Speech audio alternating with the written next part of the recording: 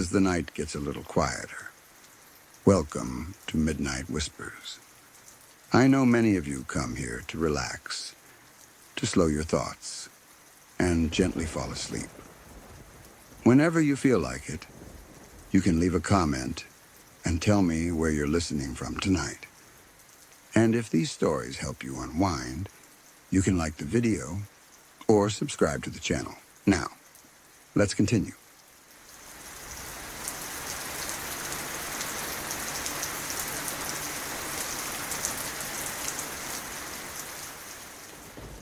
When your friend introduces their friend to you, you usually don't think twice about it.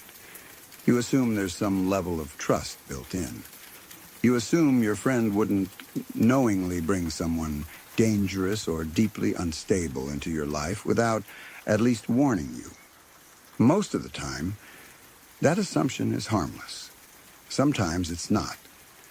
That's what makes this scary to me, not because of one specific event, but because of the uncertainty and the quiet risk that comes with not knowing who you're really letting into your life. This happened to me more than once, and both times it came through the same friend. This friend had a habit of collecting people who were, for lack of a better word, unstable. At first, I didn't see it as a pattern. I just thought they were being compassionate, open-minded, loyal. It took time and experience to realize that loyalty without boundaries can be dangerous. The first person they introduced me to seemed off from the beginning, but not in a way that immediately set off alarm bells. There was something intense about her. Her emotions were unpredictable, swinging quickly from friendly to withdrawn to hostile. Conversations felt charged, like you had to be careful with every word. Still, mental health issues are common, and not everyone who struggles is dangerous. I try not to judge. Then things escalated. At some point, this person took a knife, went into her friend's room, and intended to kill her. There was no argument in that moment, no clear trigger that made sense to anyone on the outside. It was driven by something internal, something detached from reality. Thankfully, she didn't succeed. She was stopped before anyone was killed, but the intent was real and the danger was immediate. She was later diagnosed with a serious mental disorder. Knowing that after the fact didn't make it less frightening. If anything, it made it worse. It forced me to confront how close that kind of violence can be without you realizing it. Before that incident, she had been sitting in rooms with people, laughing, talking, existing in a way that looked almost normal. The line between fine and life-threatening turned out to be terrifyingly thin. That experience alone shook me, but it wasn't the end of it. The same friend later introduced me to another person who, on the surface, seemed less dangerous. There were no violent outbursts, no obvious threats. Instead, the danger was quieter, slower, and in some ways more insidious. This person was a compulsive liar. At first, the lies were small enough to be brushed off. Exaggerated stories, dramatic anecdotes, things that didn't quite add up but weren't worth challenging. Over time, though, the lies became bigger and more disturbing. They claimed to have had surgeries that never happened. They said they had attempted suicide. They claimed to have cancer, tumors, life-threatening illnesses that would mysteriously resolve or change when questioned. It wasn't just lying for attention. It was manipulation. This person would use their lies to control how people around them felt, to generate sympathy, to create guilt, to make others feel responsible for their emotional state. They would subtly try to turn people against each other, planting seeds of doubt, twisting conversations, isolating individuals from their support systems. It was calculated, even if it wasn't fully conscious. Being around them felt draining in a way that was hard to explain at first. You'd leave conversations feeling confused, guilty, or second-guessing your own memories. You'd wonder if you had said something wrong, even when you hadn't. Over time, it became clear that this wasn't accidental. It was a pattern. I recognized the danger and made a decision. I refused to have any form of contact with this person. I told my friend that they should do the same, not out of cruelty, but out of self-preservation. I explained what I was seeing, how unhealthy and manipulative the behavior was, how damaging it could be long-term. My friend's response was simple and chilling in its own way. I don't abandon my friends. On the surface, that sounds noble, loyal, admirable. But there's a darker side to that mindset when it ignores reality. Loyalty without boundaries can become enabling. It can put other people at risk. It can prioritize the idea of being a good person over the responsibility to protect yourself and others. That response stayed with me. What scares me isn't just what happened with those two people. It's the broader implication. The realization that if I hadn't been aware, if I hadn't trusted my instincts, I could have been much closer to serious harm. I could have formed deeper bonds with someone capable of sudden violence, or allowed someone to slowly dismantle my mental health through manipulation and lies. The truly frightening part is the question that follows. What if next time? I don't know. What if I meet someone who seems completely normal, someone charming, friendly, engaging, and I have no idea they're struggling with delusions that could turn violent? What if I get close to someone who slowly rewrites reality around me, isolating me from friends and family without me even realizing it's happening? Those possibilities don't come with warning labels. Mental illness doesn't announce itself neatly. Manipulative behavior doesn't always look malicious at first. Compulsive liars don't start with obvious lies. They ease you into it. They normalize chaos. They make you question your own perceptions. And by the time you realize what's happening, you may already be deeply entangled. Violence, too, doesn't always come with clear signs. People like to believe they would notice if someone was dangerous, that there would be red flags waving clearly enough to avoid harm. But real life isn't that simple. Sometimes the signs are subtle. Sometimes they're explained away. Sometimes they're invisible until it's too late. That's what makes this scary to me. Not paranoia, not fear of people, but the understanding that closeness itself can be risky when information is incomplete. That trust, which is essential for human connection, can also be the thing that puts you in danger. It's also frightening how often people feel pressured to tolerate harmful behavior in the name of compassion. Mental illness is real and deserves understanding and care. But understanding doesn't mean exposure without consent. Care doesn't mean sacrificing your own safety or mental health. There's a difference between supporting someone and allowing them to harm you. Society doesn't talk enough about that difference.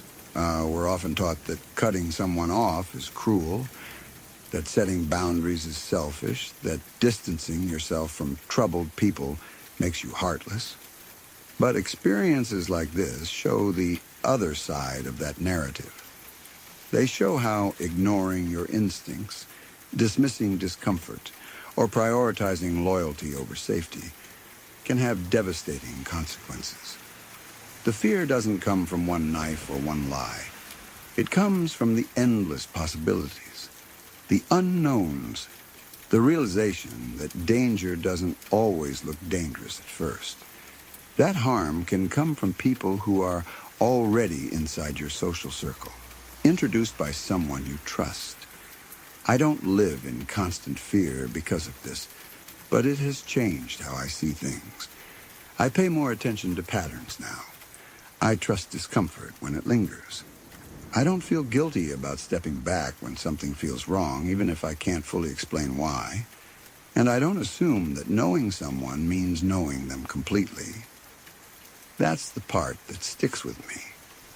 The idea that safety is not just about avoiding strangers in dark alleys, but about recognizing when something is off in familiar spaces, about understanding that the people we let into our lives can shape our reality, for better or worse.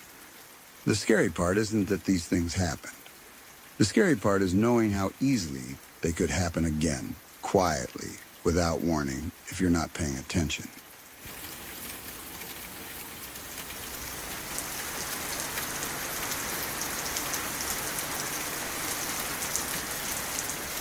The kidnapping and murder of Amber Harris is one of those stories that never truly settles into the past. It doesn't fade with time, and it doesn't soften with distance.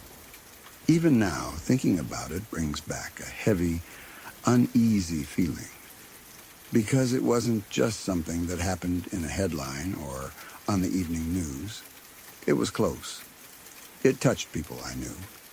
It shaped the way a lot of adults and kids in our area understood safety, guilt, and the quiet weight of responsibility. Amber went missing in November of 2005. At first, it felt unreal the way missing child stories often do when you're young. You hear about them, but you assume they'll be found. You assume there will be a resolution that makes sense. Something that restores order. Amber was only 12 years old. She was a middle school kid, the kind of age where you're still figuring out who you are, still halfway between childhood and whatever comes next. Her remains were found in July of 2006. By then, hope had already worn thin, replaced by dread.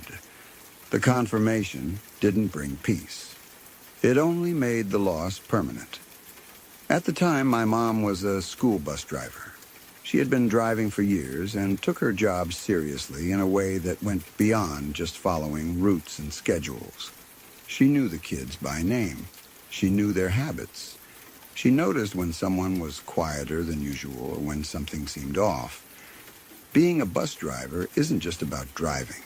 It's about being one of the first and last adults kids see every school day. Because of her job, my mom knew the driver who had Amber on his route. I was 10 years old then, and I often rode the bus with my mom. Sometimes it was because of timing, sometimes convenience, sometimes just because I liked being with her. School buses were familiar to me in a way they aren't to most kids. I understood the routines, the rules, the unspoken responsibilities that came with that role. Amber rode that bus every day. One detail about her story has never left me. On one of those days, Amber asked her bus driver if he could let her off at a different stop. It wasn't a dramatic request. Kids ask things like that all the time. Maybe she wanted a shorter walk. Maybe she wanted to avoid something. Maybe she just felt like changing things up. We'll never really know why. The driver told her no. He wasn't being cruel. He wasn't being dismissive. He was following the rules. Bus drivers are not allowed to change stops on a whim. Our routes and drop-off points exist for safety and accountability. Deviating from them can get a driver fired or worse. He did what he was trained to do. He did what he was supposed to do. Amber got off at her regular stop. She walked the same route she always walked, past the same houses, through the same neighborhood. Along that walk was a house belonging to the person who would later murder her. Someone she passed regularly. Someone who blended into the background of everyday life. Someone who didn't stand out as a threat until it was too late. That fact alone is terrifying. We grow up being told to watch out for strangers, but Amber didn't encounter a stranger in the way people imagine danger. She encountered someone familiar enough to be invisible, someone who existed in the routine of her day, unremarkable and unnoticed. When Amber disappeared, the shock rippled through the community. Parents tightened rules overnight.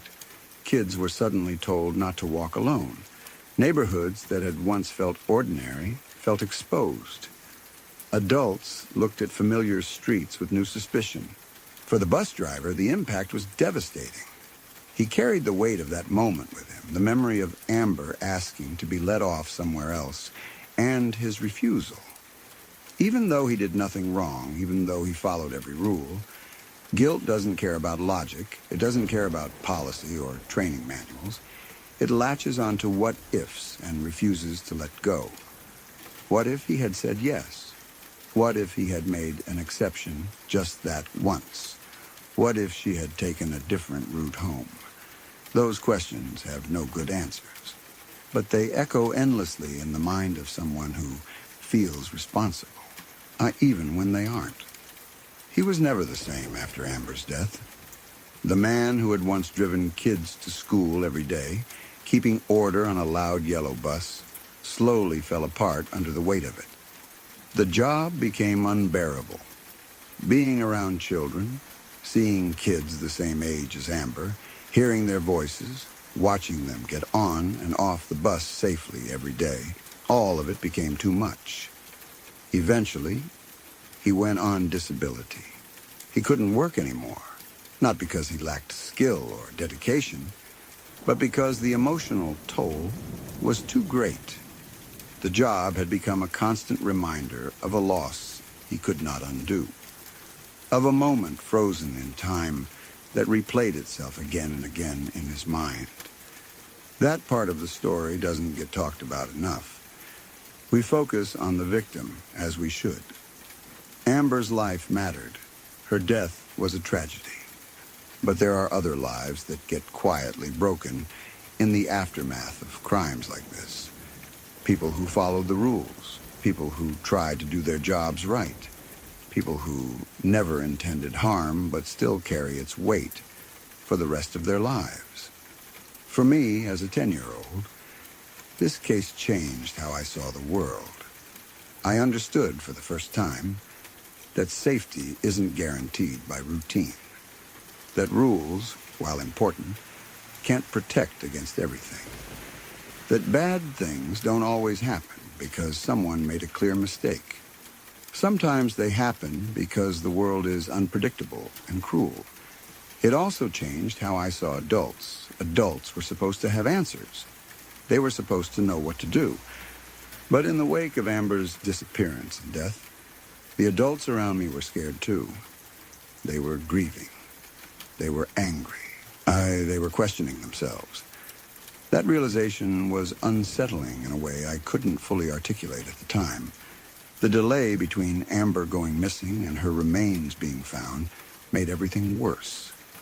Months passed with uncertainty hanging over the community. Every lead, every rumor, every potential sighting stirred hope and fear all at once.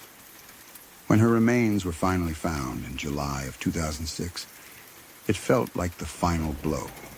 Not relief, just confirmation of the worst possible outcome. Amber was 12. She should have grown up. She should have gone to high school, complained about homework, argued with friends, dreamed about the future. All of that was taken away in a way that feels unbearably unfair. What haunts me most is how ordinary the day was when everything went wrong. A school day, a bus ride, a walk home. Nothing about it screamed danger. Nothing about it suggested that it would be her last normal day. That's what makes this story so frightening. Not because it was dramatic or sensational, but because it was quiet. Because it unfolded within routines we all trust. Because it shows how little control we sometimes have, even when we do everything right. The bus driver's story is a reminder of that too. He did exactly what he was supposed to do. He followed protocol. He protected his job and the system designed to keep kids safe. And still, the outcome was catastrophic. There's a cruelty in that kind of randomness that's hard to accept. Years later, I still think about Amber. I think about her family, who had to live through months of uncertainty and then a lifetime of grief. I think about the bus driver. he carrying a burden that never belonged to him, but that he couldn't put down. I think about all the small moments that could have gone differently, but didn't. This case is scary, not because it's unusual, but because it isn't. It shows how danger can exist in familiar places, how harm can come from someone hiding in plain sight, how systems can fail not because they're careless, but because they can't account for every possibility. It also shows how deeply one moment can affect so many lives. A child lost, a family destroyed, a man unable to work again, a community forever changed, a 10-year-old kid learning too early that the world isn't as safe as it seems. That's why this story stays with me. Not as a true crime curiosity, but as a reminder of fragility, of how close we always are to tragedy without knowing it, of how the consequences of violence spread far beyond the immediate act, touching people who never expected to be part of the story at all. Amber was 12. She should still be here. And the fact that she isn't is something that will never stop being terrifying.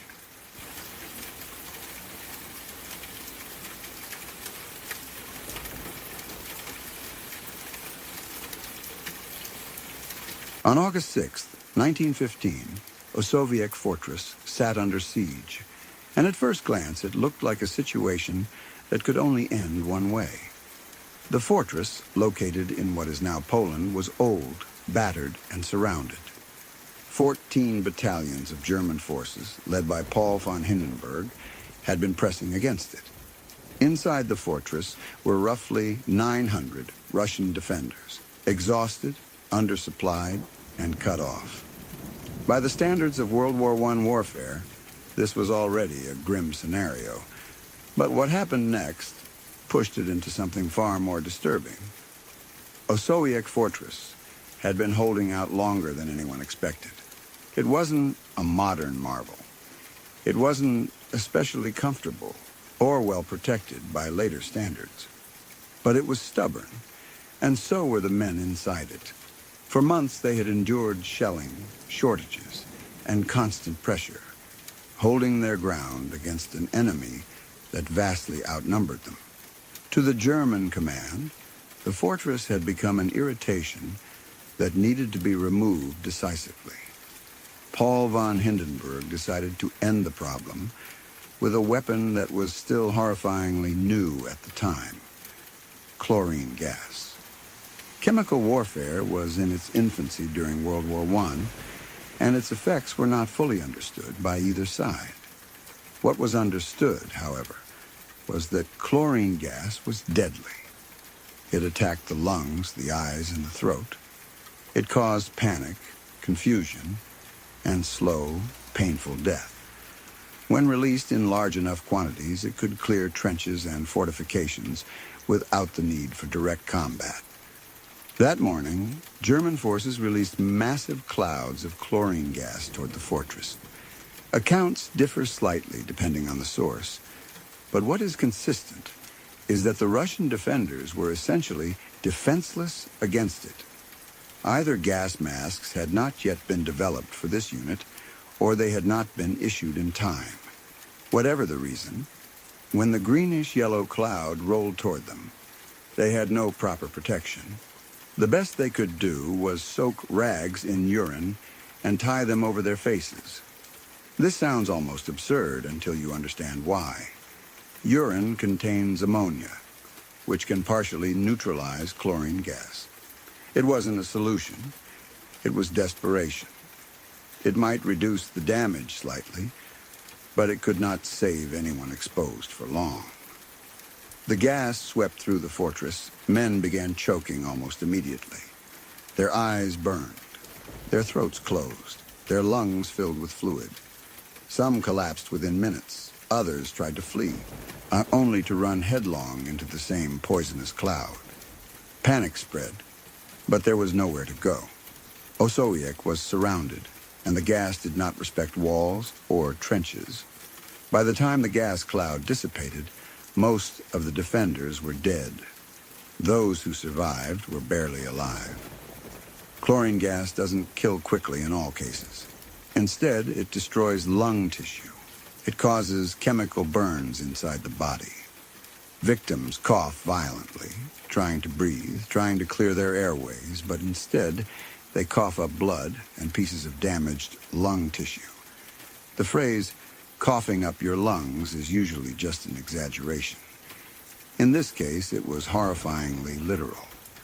The German forces, confident that the gas had done its job, prepared to advance. They put on their gas masks, fixed their bayonets, and moved toward the fortress, expecting to encounter nothing more than corpses and maybe a few dying men. From their perspective, this was supposed to be a cleanup operation. The gas had wiped out resistance. The fortress would fall quietly. Instead, something unimaginable happened. From inside the fortress, around 100 to 150 Russian soldiers emerged. These were the survivors. They should not have been alive. Their uniforms were shredded. Their skin was burned and discolored. Their eyes were bloodshot and swollen. Blood ran from their mouths and noses as they coughed and gasped for air. Many were visibly wounded beyond anything that should allow movement, let alone combat. And yet, they charged. They didn't advance cautiously. They didn't try to hold defensive positions. They launched a full counterattack straight at the advancing German troops. Bayonets forward, rifles raised. Men screaming through ruined throats, coughing blood as they ran. From the German perspective, this must have looked like something out of a nightmare. They had just unleashed a weapon designed to annihilate all life in the fortress. They believed everyone inside was dead or dying. Instead, figures emerged from the gas and smoke that looked less like soldiers and more like walking corpses.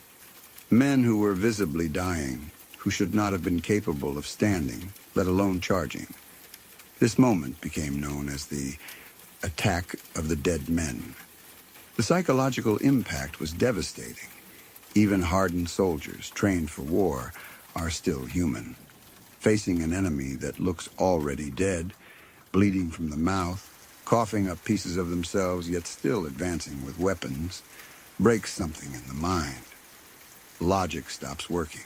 A fear takes over. German troops panicked. They broke formation. They retreated. Some fled outright. The attack that was supposed to end the siege turned into a chaotic withdrawal. The Russians, with bodies already failing them, had somehow forced a superior force to fall back simply by refusing to die quietly.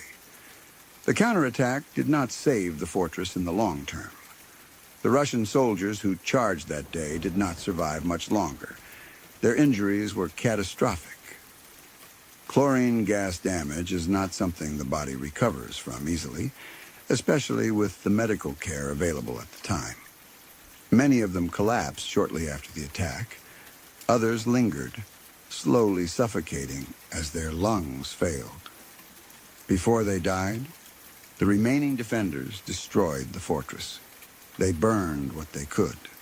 They denied the Germans the victory of capturing it intact. If Osowiec was going to fall, it would fall on their terms. The fortress was rendered useless, a scorched shell rather than a prize. In the end, the Germans did take the position, but the cost was not what they had expected. The image of that counterattack stayed with those who witnessed it. It became a story passed along by soldiers, then historians, then generations later by people trying to understand just how brutal World War I really was. What makes this story so disturbing is not just the violence, but the sheer defiance of the human body and mind in extreme circumstances. These men were not fearless superheroes. They were in agony. They were dying. Their bodies were failing them in real time. And yet, something pushed them forward anyway.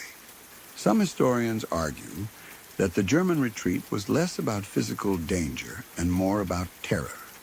The Russians, in that moment, represented something beyond normal warfare. They were living proof that chemical weapons did not guarantee control, that even death could be resisted long enough to strike back, is also a stark reminder of how experimental and reckless early chemical warfare was. Chlorine gas was deployed without fully understanding its long-term effects, not just on enemies, but on anyone exposed. Winds could shift, gas could linger. It was a weapon that punished indiscriminately and cruelly. The defenders of Osowiec were not special forces. They were ordinary soldiers placed in an impossible situation. Their equipment failed them, their bodies failed them, and yet they acted. Well, that is why this event still unsettles people today. It's not just about bravery. It's about desperation, suffering, and the terrifying capacities of humans to keep moving forward even when every system in their body is breaking down. It's about the horror of war stripped of any romantic language, reduced to choking lungs, burned eyes, and blood-soaked ground. When people talk about World War I as a uniquely brutal conflict, this is what they mean. Not grand strategies or famous victories, but moments like this, where technology outpaced morality, and soldiers paid the price with their bodies. The attack of the dead men isn't scary because it sounds like a legend. It's scary because it actually happened. Because men really did rise from poison gas clouds, coughing up their own lungs, and charge an enemy who believed them already dead. It forces you to confront how thin the line is between life and death in war, and how fragile the human body becomes under chemical weapons. It also forces you to acknowledge something uncomfortable, that even in the face of certain death, people can still choose to fight.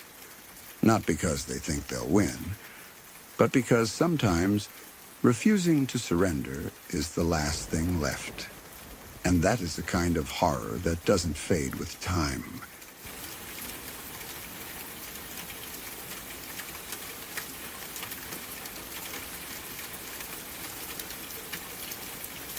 This happened to me when I was about 12 years old.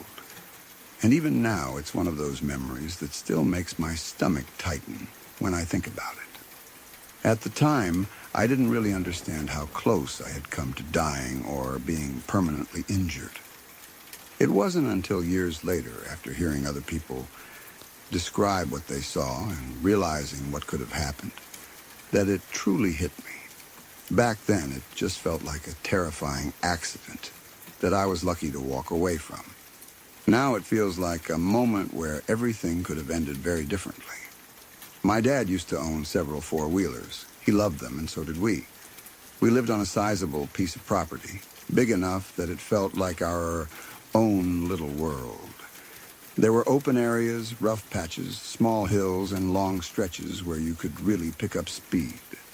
For kids like us, it was heaven. We didn't see it as dangerous. We saw it as freedom. No traffic, no strangers, just land and machines and the feeling of being able to go wherever we wanted. My siblings and I spent countless hours riding those four-wheelers. We learned how to steer, how to brake, how to handle bumps and uneven ground. Over time, that familiarity turned into confidence. And confidence, especially in a 12-year-old, can quietly turn into recklessness. You start thinking you understand everything. You start believing that nothing bad is going to happen to you because it never has before. In the back of the property, there was a septic tank area. It was covered and solid, but the ground around it formed a kind of small rise. If you hit it at the right speed and angle, the four-wheeler would lift just enough to give you a brief moment of airtime. It wasn't a big jump, nothing like what you'd see in motocross videos, but to a kid, it felt exciting. It felt impressive. It felt like a challenge. We all knew about it. We all took turns riding over it. Most of the time, you just went straight, held on tight, and enjoyed that split second where the wheels weren't touching the ground. That should have been enough. But I was 12. and 12-year-olds are not known for good judgment. One day, I decided I wanted to try something extra. I don't even remember exactly what kind of trick I had in mind. It wasn't anything well thought out. There was no plan, no practice, no understanding of physics or consequences. It was just an idea that popped into my head in that impulsive way kids get ideas. And I thought I could shift my weight or move in a certain way during that moment in the air and make it look cool. I wanted to do something different, something that would make me feel skilled instead of just lucky. I lined up the four-wheeler and started riding toward the septic tank rise. I remember the sound of the engine, the vibration under my hands, the familiar feeling of speed. Everything felt normal right up until it didn't. As the four-wheeler lifted, I tried to move the way I had imagined. Instantly, I knew I had made a mistake. The balance was wrong. Instead of landing smoothly, the four-wheeler jerked. My body shifted too far to one side, and suddenly, I was no longer seated properly. I felt myself sliding. My heart jumped into my throat. Panic hit fast and hard, the kind that leaves no room for thinking, only reacting. I nearly fell off completely. The only thing that kept me from hitting the ground right away was my grip. My hands were still holding onto the handlebars, but the rest of my body was hanging off the side. My legs weren't where they were supposed to be. My weight was pulling me down and away from the machine, and I could feel my arms straining, trying desperately to hold on. The four-wheeler didn't stop. Because of the way my weight shifted, it turned. Instead of continuing forward across the property, it veered straight toward the side of the house. Everything happened incredibly fast, but in my memory, it feels stretched out, like time slowed down just enough for me to register how wrong everything was. The four-wheeler slammed into the side of the house. The front lifted and pressed against the wall, and for several seconds, it tried to climb it. The engine was still running, the back tires spinning, throwing dirt and making this horrible, loud noise. I was still hanging on, but my grip was failing. My arms were burning. I could feel myself losing strength second by second. As the four-wheeler strained against the house, I began to slide backward. It wasn't a clean fall. It was slow and awkward. My hands finally lost their grip, and I slipped off the side of the machine. I remember the feeling of my body dropping, the sudden loss of control, the shock of hitting the ground. The four-wheeler sputtered and then died, the engine cutting out as it settled back down. For a moment, I just lay there. I was breathing hard, my heart pounding so loudly it felt like it was echoing in my ears. I didn't know if I was injured. I didn't know if something was broken. All I knew was that I was alive and that something very bad had almost happened. Family members came running. They had heard the noise and knew immediately that something was wrong. I remember their faces, pale and wide-eyed, the way adults look when they're trying not to panic in front of a child, but failing anyway. They checked me over, asking if I could move if I was hurt, if I had hit my head. Somehow, incredibly, I was mostly okay, shaken, sore, scared, but not seriously injured. At the time, I thought that was the end of it. I knew I had scared everyone. I knew I had done something stupid. I felt embarrassed and shaken, but I didn't fully understand how close the situation had come to being much worse. That understanding came later when family members talked about what they had seen. They told me something I hadn't realized in the moment. As I was sliding off the four-wheeler, my hair had been only a few inches away from the spinning axles of the back tires. The tires were still moving. The axles were exposed and spinning fast. If I had fallen just a little differently, if my head had been a little closer, my hair could have been caught instantly. If that had happened, I wouldn't have had time to react. Being scalped is not something you survive without severe, life-altering injury. In some cases, you don't survive it at all. The idea that my hair could have been pulled in and wrapped around those axles in seconds is something that still makes me feel cold when I think about it. There would have been blood. There would have been screaming. There would have been nothing anyone could do fast enough to stop it. All because I wanted to try a trick. All because I was a 12-year-old who thought he was invincible. That realization didn't fully sink in right away. At that age, your brain doesn't like to sit with those kinds of thoughts. It pushes them away. It tells you that it was just a close call, that everything turned out fine, so it's not worth dwelling on. But as I got older, the memory changed. I started replaying it differently. I started imagining what could have happened if the four-wheeler hadn't turned when it did. If I had fallen a second earlier or later. If my grip had lasted just a bit longer. If I had landed at a slightly different angle. The margin between walking away and being permanently disfigured or killed was terrifyingly small. It also made me think about how many similar moments happen without us realizing it. As kids, we take risks constantly without understanding them. We climb things we shouldn't. We ride too fast. We try stunts we've seen other people do without thinking about how controlled those situations really are.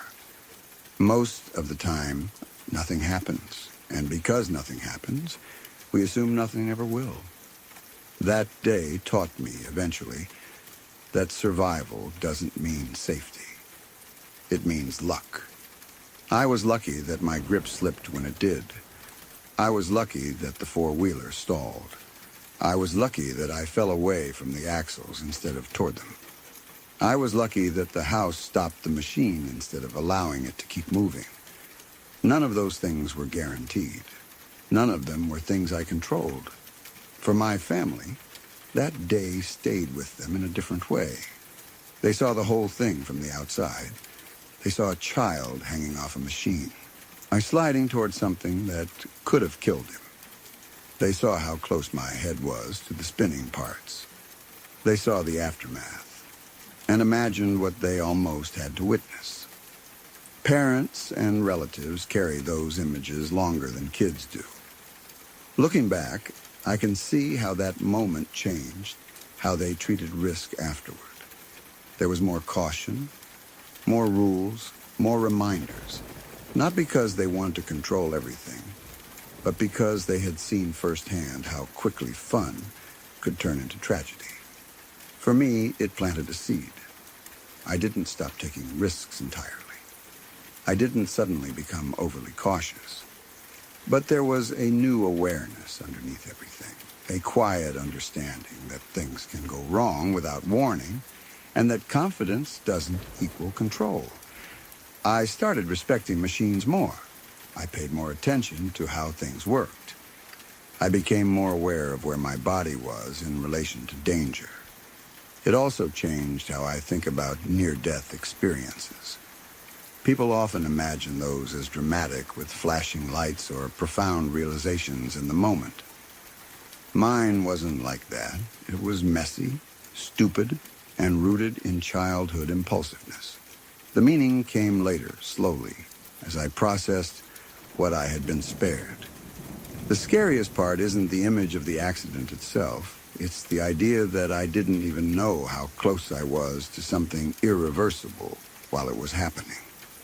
That I was seconds away from an outcome that would have changed not just my life, but the lives of everyone around me, and I was completely unaware of it in the moment. That kind of ignorance is terrifying in hindsight. Now, when I think about that day, I don't just think about fear. When I think about how fragile the line is between normal life and catastrophe. How a single bad decision, combined with a bit of bad luck, can alter everything. And how many times we walk that line without realizing it. I survived because nothing went wrong enough. That's not the same as being safe. And that understanding More than the accident itself is what stayed with me all these years later.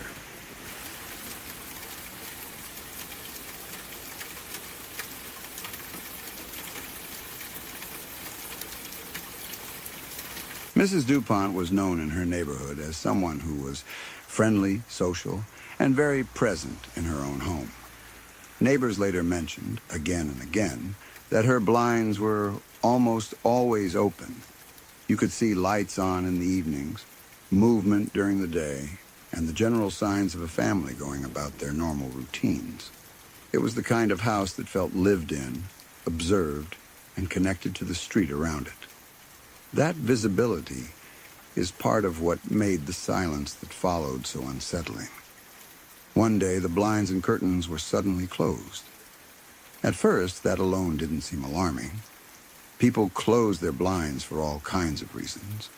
But then the mail started to pile up. Days passed. Then more days. The house stayed closed off, quiet and unchanged. No one saw the family leave. No one saw them return. The dogs, unusually noticeable, were nowhere to be heard. Eventually, neighbors became concerned enough to call the police. When officers arrived and searched the home, they didn't immediately find anything that screamed danger. There were no obvious signs of a struggle. Furniture was in place. Personal belongings were still there. The only thing that seemed slightly off was that the sheets were missing from the beds. The family was gone. The dogs were gone. But nothing looked disturbed in the way people expect after a crime. To the police, at least initially, it didn't look like a crime scene. Around the same time, family members and friends began receiving a letter. The letter was written by Xavier, the father and husband. It claimed that the family had gone to America. According to the letter, they were involved in secret work, acting as undercover spies for the DEA. It explained the sudden disappearance, the lack of contact, and the strange silence. It asked people not to look for them, not to ask questions, and to trust that everything was under control. On paper, it was an explanation. In reality, it raised more questions than it answered. Those close to the family knew something wasn't right. The story didn't fit who they were or how they lived. The idea that an entire family, including children, would suddenly disappear into a secret international operation made no sense. As pressure mounted from relatives and friends, the French police returned to the house and searched again. Once more, they found nothing obvious. Weeks passed. Then, on April 21st, 2011, police conducted yet another search of the property. This time, something small but crucial caught an officer's attention. There was something off about the terrace. The ground didn't look quite right. It was subtle, the kind of detail that could easily be missed if you weren't already looking closely. When they investigated further, they made the discovery that changed everything. Beneath the terrace, wrapped carefully in bags, were the bodies of Mrs. DuPont, 4 of the children, and the family's 2 dogs. Religious icons had been placed with them. The scene was controlled, deliberate, and chilling in its quiet order. There was no visible blood, no signs of panic, no fingerprints, no usable DNA that could clearly identify who had committed the murders. The absence of chaos made it worse. As the investigation unfolded, the focus turned to Xavier. Evidence began to suggest that he had planned the killings carefully. Financial records revealed that he was essentially bankrupt. His life, built on appearances and status, was collapsing. Rather than face the humiliation of admitting failure, of telling his family that the money was gone and the life they knew could not continue, investigators believe he chose annihilation instead. He didn't just kill them. He staged their disappearance. One of the most disturbing aspects of the case was how long it took for the victims to be found. The delay allowed the false narrative to spread and gave Xavier time to vanish. It also meant that the reality of what had happened remained hidden beneath a perfectly ordinary-looking home for weeks. Even more horrifying was what happened to the oldest child. That child was away at college when the rest of the family was killed. Xavier contacted him, claiming there was an emergency and asking him to come home. When the child returned, trusting his father, he was drugged and killed as well. The level of manipulation involved in that act is difficult to comprehend. It required patience, deception, and an absolute willingness to destroy his own family one by one. After the murders, Xavier disappeared. Despite sightings, tips, and international attention, he has never been found. Some believe he committed suicide. Others believe he is still alive, living under a new identity somewhere in the world. The uncertainty adds another layer of fear to the story. There is no body, no confirmation, no closure. What makes this case especially terrifying isn't just the crime itself, but the way it unfolded in silence. A family vanished in plain sight. Neighbors noticed something was off, but nothing immediately screamed danger. Authorities searched the house multiple times without realizing what was literally beneath their feet. It forces you to confront how easily evil can hide behind normalcy. This wasn't a chaotic act committed in a moment of rage. It was methodical. It was planned. It involved letters, staging, religious symbolism, and a complete erasure of a family's future. The lack of physical evidence, the careful disposal of the bodies, and the calm presentation of the scene all point to someone who wanted control until the very end. It also highlights how devastating pride and fear of exposure can be when combined with financial ruin. Instead of asking for help, instead of admitting failure, a man chose to erase everyone who depended on him. That kind of thinking is deeply unsettling because it can exist anywhere, behind closed doors in families that appear loving and stable from the outside. The fact that Mrs. DuPont was known for keeping her blinds open makes the story even darker. It's as if openness and visibility offered no protection at all. One day, the house simply closed itself off from the world, and no one realized in time what that meant. The unanswered questions linger. Did Xavier plan to escape from the beginning, or did he intend to die afterward?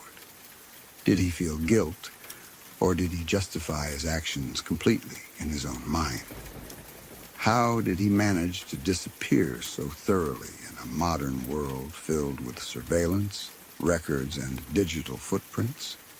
And perhaps the most unsettling question of all is this: how many times did people look at that house, walk past it, or even enter it, without realizing what was hidden beneath it? The story remains one of the most chilling modern family annihilation cases because it combines patience, deception, and absence. Absence of noise, absence of evidence, absence of answers. Whether Xavier is dead or alive, the damage is complete. An entire family was erased, not by a stranger, but by the person who was supposed to protect them. And the world only learned the truth long after it was too late. That quiet delay, the normal-looking house, the letter full of lies, and the knowledge that the killer may never be found are what make this case truly frightening. It shows that sometimes the most terrifying crimes are not the loudest ones, but the ones that unfold slowly, silently, and right in front of everyone without being seen.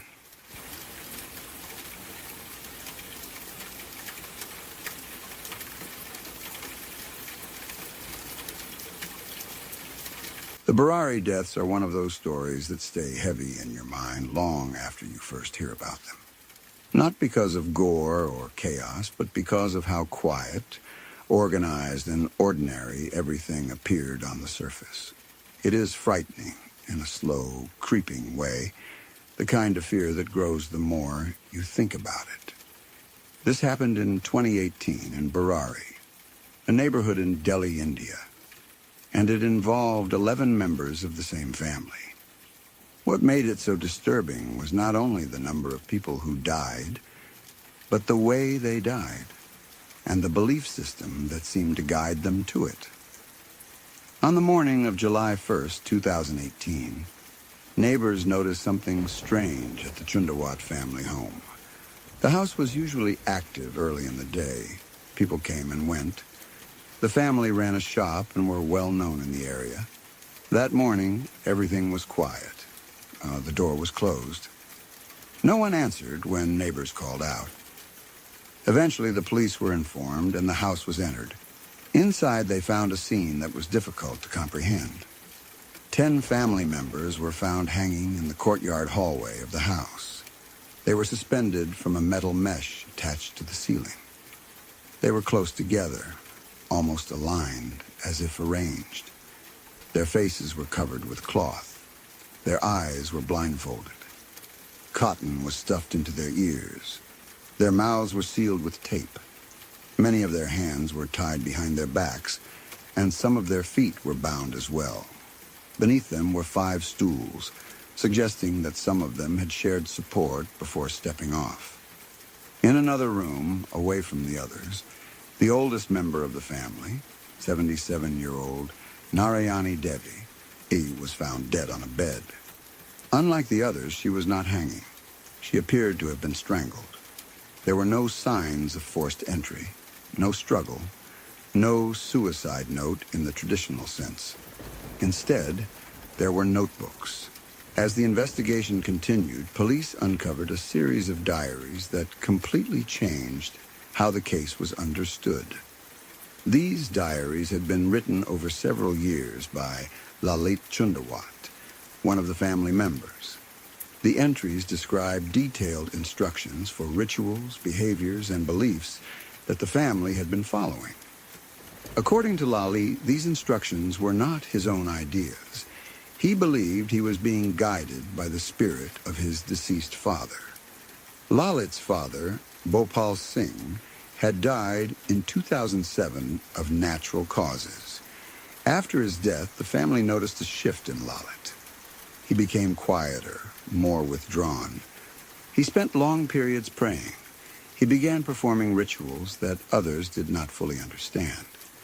At first, these behaviors were seen as grief, devotion, or spirituality. In many cultures, deep mourning and religious practice after a parent's death are not unusual. No one immediately saw it as dangerous.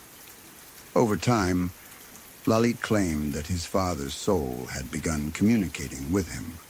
According to him, his father was not gone, but guiding the family from another realm. He said his father told him how to live a good life, how to protect the family, and how to solve their problems. The family trusted him. They believed him. He was seen as devoted, spiritual, and responsible. From 2013 onward, Lalit documented these instructions in diaries.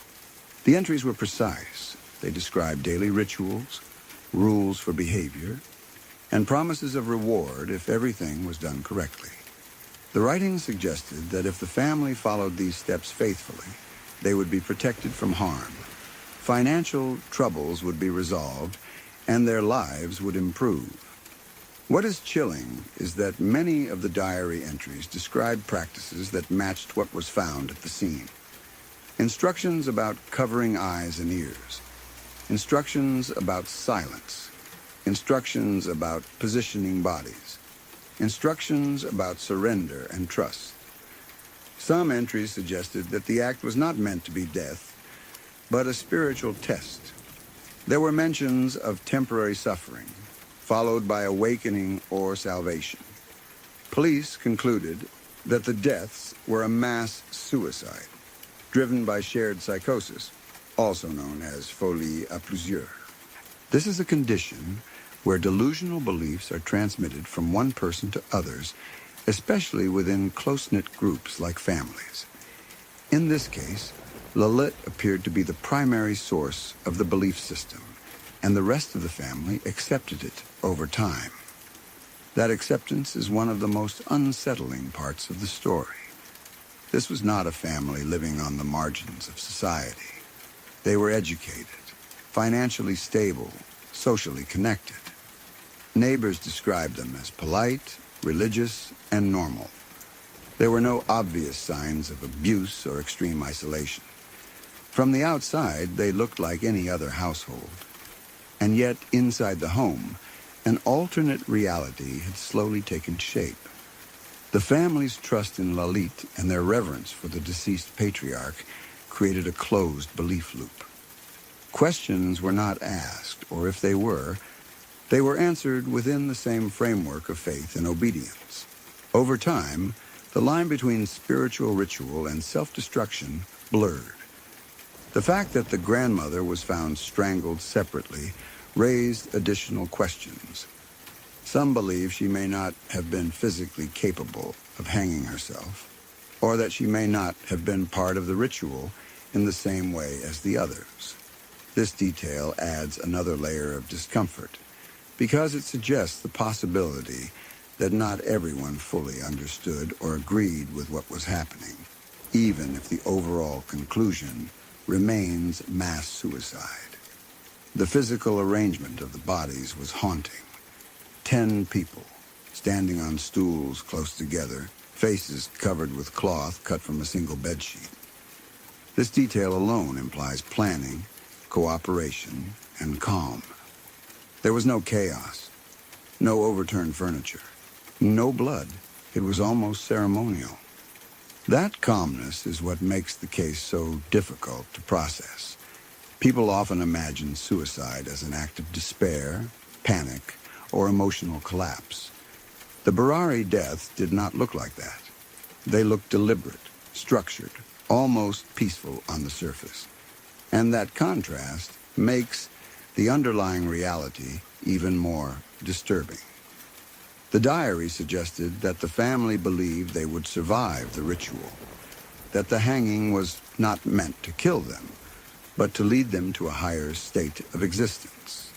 This belief reframes the event in a tragic way. They were not running from life. They believed they were stepping into something better. This is where the idea of shared psychosis becomes crucial.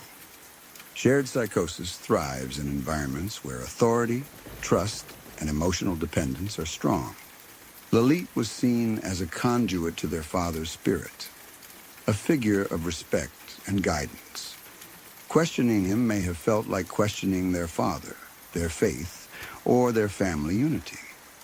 Over time, skepticism eroded, replaced by belief. Mental health experts who analyzed the case emphasized how easily such belief systems can develop when grief, religion, family hierarchy, and isolation overlap. The family reinforced each other's beliefs, unintentionally creating a closed system where doubts were filtered out. What also makes this case frightening is how invisible the warning signs were to the outside world. Neighbors did not report screams, fights, or extreme behavior. The family continued their routines. They ran their business. They attended social events. They appeared functional. This challenges the assumption that mental health crises are always obvious.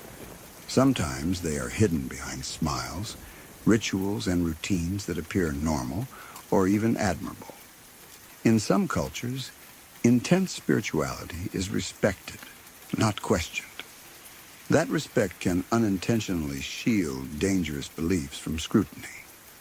The Barari deaths sparked massive public discussion in India and beyond. People debated whether it was suicide, murder, or something in between. They questioned how an entire family could be led to such an end. They argued about religion, mental health care, and the responsibility of communities to notice warning signs.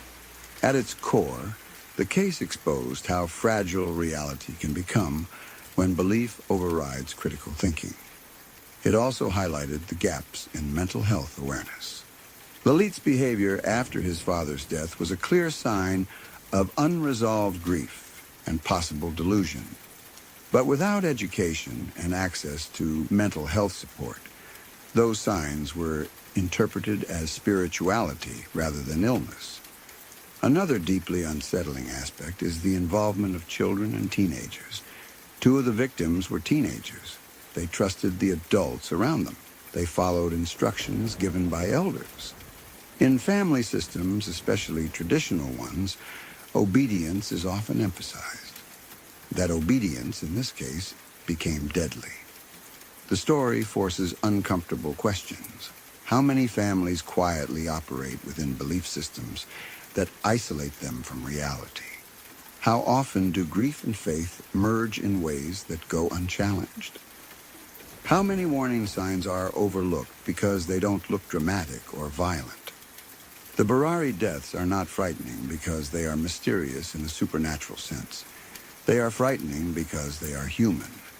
They show how love, trust, and devotion can be twisted by untreated mental illness into something catastrophic. There was no external monster in this story, no stranger, no break-in, no chaos. The danger came from within the family, wrapped in belief, ritual, and obedience. Even years later, the image of 10 people hanging together, faces covered, bodies aligned, remains deeply disturbing. Not because it looks like a crime scene, but because it looks like a ceremony that went terribly wrong.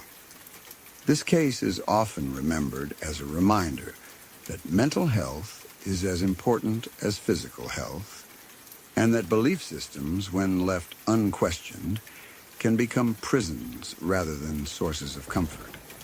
The Berari deaths do not offer easy answers. They leave behind grief, confusion, and fear. Fear not of cults or strangers, but of how easily ordinary people can slip into extraordinary tragedy without anyone noticing until it is far too late. That is what makes this story so hard to forget. It does not scream. It whispers. And in that whisper is a warning about how fragile the human mind can be when left alone with grief, authority, and unquestioned belief. This happened sometime around 1990 or 1991, when I was still in grade school, living in a small town where nothing ever seemed to happen. The kind of place where everyone knew each other, where the school felt safe by default, and where danger was something you saw on the news, not something that showed up in your daily life. I was either in second or third grade at the time. The details blur a little with age, but the feeling of that week has never faded. It started on a Wednesday morning. I woke up feeling awful. My head hurt. My stomach felt off. And I had that heavy, sluggish feeling that kids get when they're coming down with something but don't yet realize how bad it's going to be.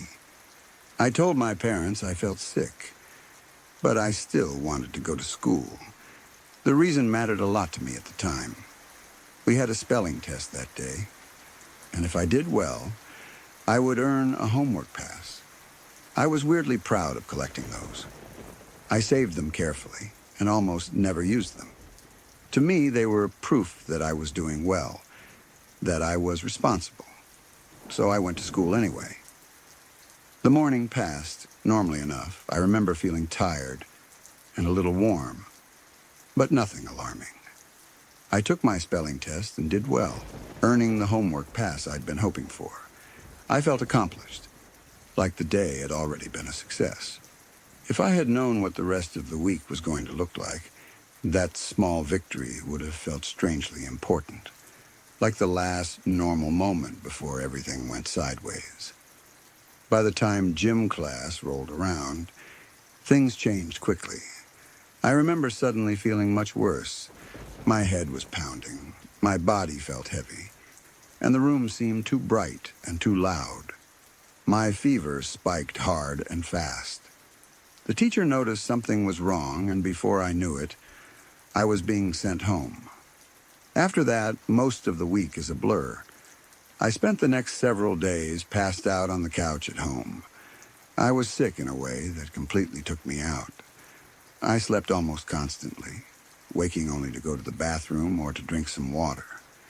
Every time I tried to sit up or stand, intense nausea hit me.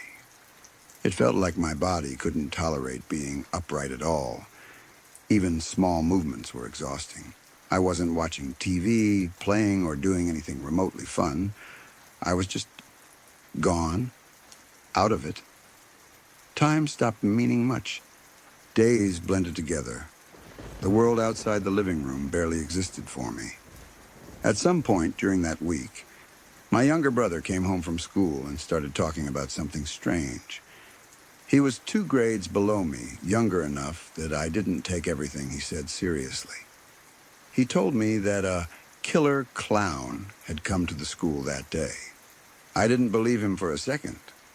My brother loved making things up to scare me. He had a habit of telling exaggerated stories, especially if he thought it would get a reaction.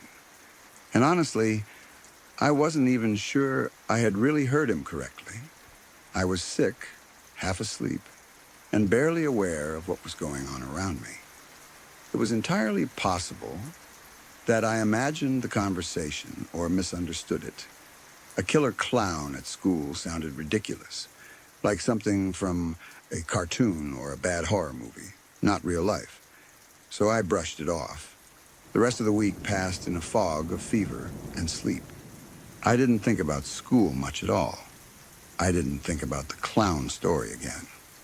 My focus was entirely on surviving the sickness and waiting to feel normal again. By the time Monday rolled around, I was finally much better, still tired but functional. The fever was gone, the nausea had eased, and I felt well enough to return to school. I remember feeling oddly relieved to go back, like I was rejoining the world after being gone for a long time. That feeling didn't last. On the bus ride to school, something immediately felt off. Instead of the usual chatter about cartoons, toys, or whatever kids talked about back then, everyone was talking about the same thing. The killer clown. At first I thought this had to be some kind of elaborate joke. Maybe my brother had started a rumor that somehow spread. It seemed unlikely, but not impossible. He was 6.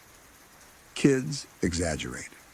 Stories mutate fast in elementary school. Still, it felt strange how many people were talking about it and how seriously they were taking it. As the bus got closer to school, the details started coming out. Kids were talking over each other, filling in pieces of the story.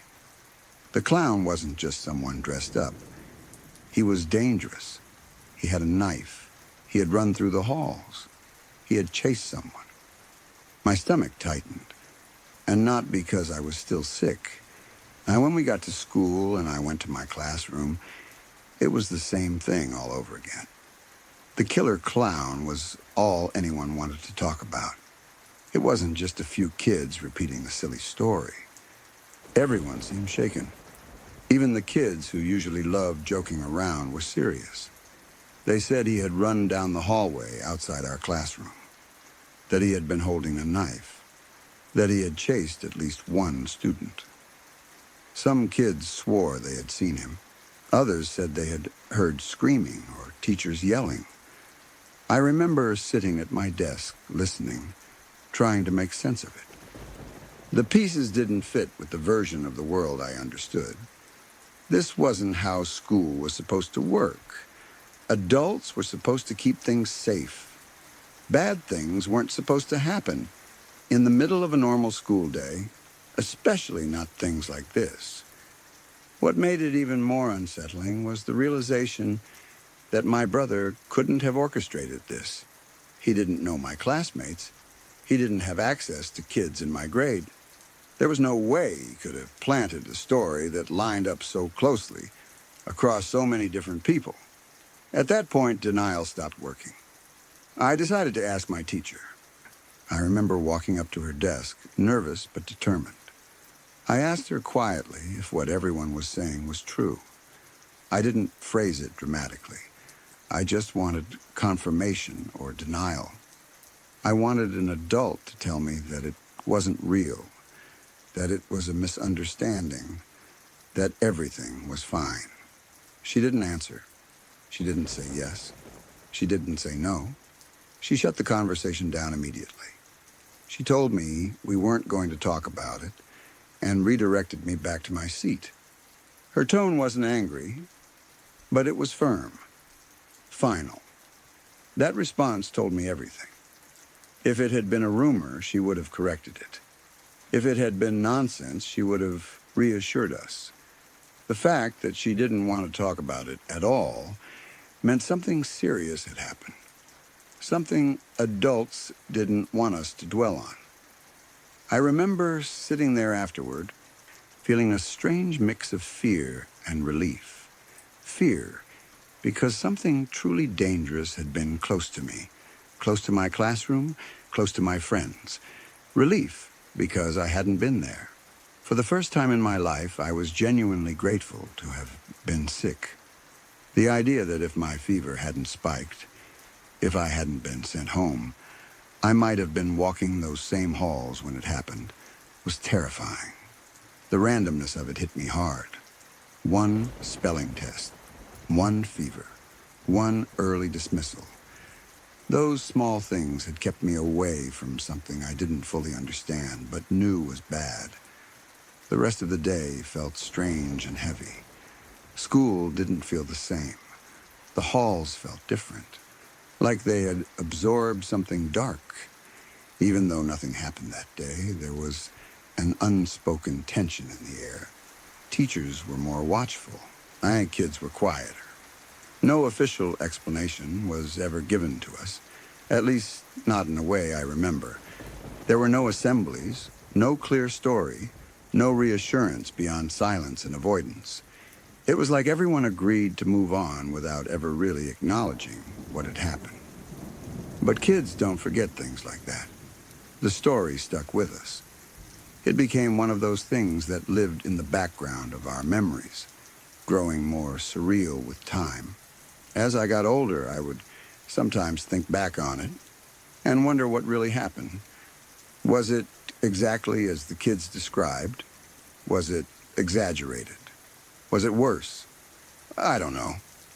What I do know is how it felt to realize for the first time that safety was not guaranteed just because you were a child in a small-town school.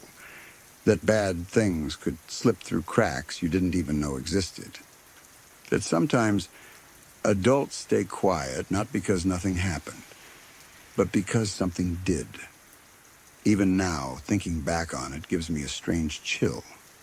Not because of the image of a clown, but because of how close danger came without my knowing it at the time. Because of how easily things could have gone differently.